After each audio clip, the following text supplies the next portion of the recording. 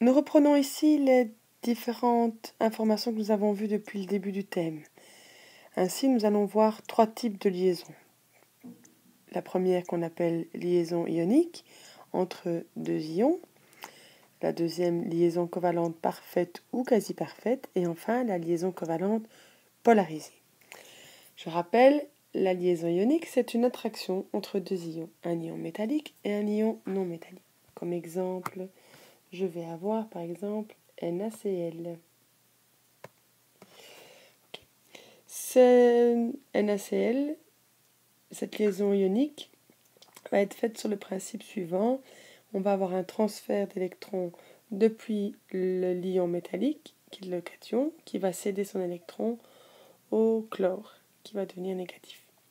On appelle ça aussi l'électrovalence. Et si je regarde la différence d'électronégativité entre les deux ions, je m'aperçois qu'elle est souvent supérieure à 1,7. Mais ce que je dois surtout retrouver et réfléchir, c'est ceci. Liaison ionique, dès que je vois un ion métallique, j'imagine que c'est une liaison ionique. Pour ce qui est des liaisons covalentes parfaites ou quasi parfaites, il y a par exemple comme molécule CH4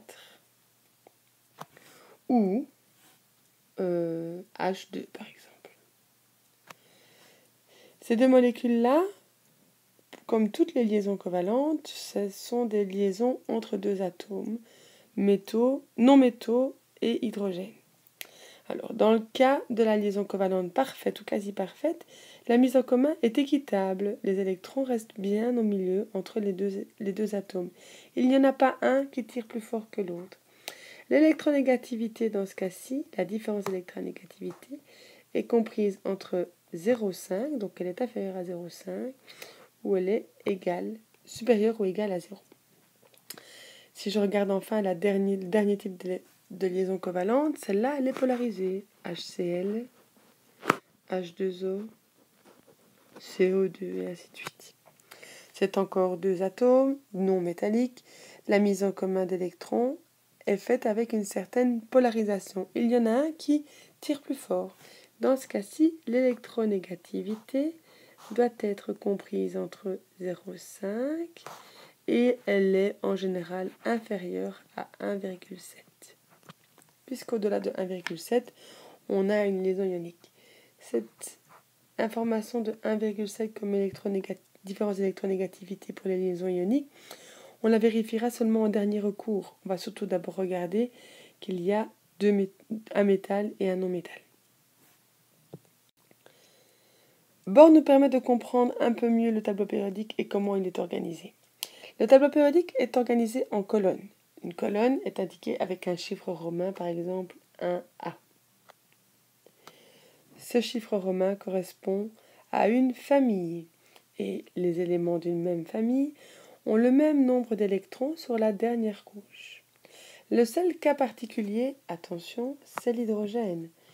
Il est dans la famille 1, mais il ne fait pas partie des alcalins.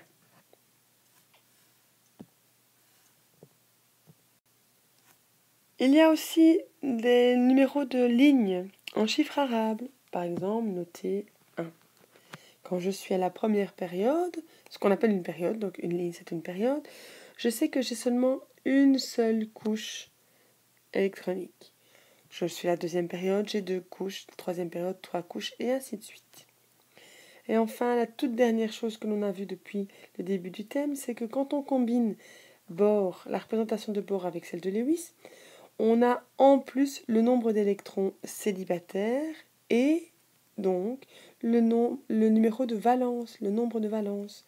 Par exemple, pour la famille 1A, la valence est plus 1. Voici donc les différentes familles. La famille 1A, les alcalins. 2A, alcalino-terreux. 3A, terreux. 4A, carbonide.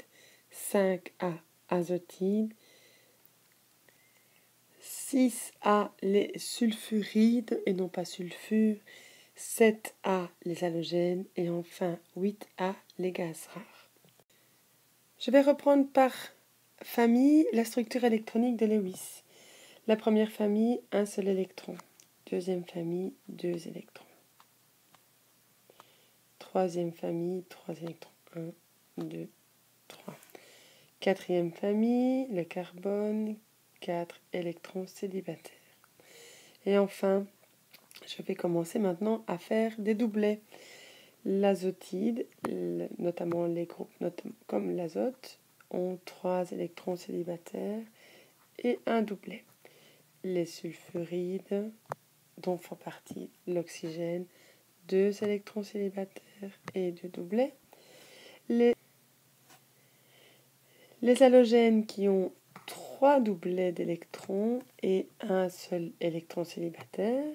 Et enfin, les gaz rares qui n'ont quant à eux que des doublets d'électrons.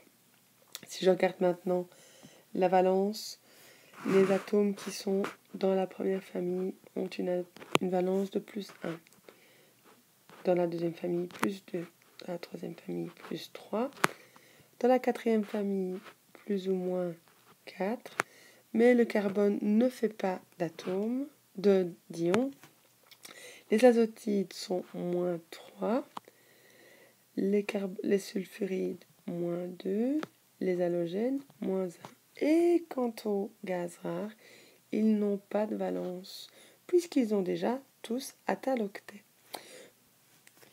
Les atomes des 3 premières familles vont chercher 1, 2 ou 3 électrons, vont donner 1, 2 ou 3 électrons. Les 3 dernières familles vont, quant à eux, chercher 1, 2 ou 3 électrons.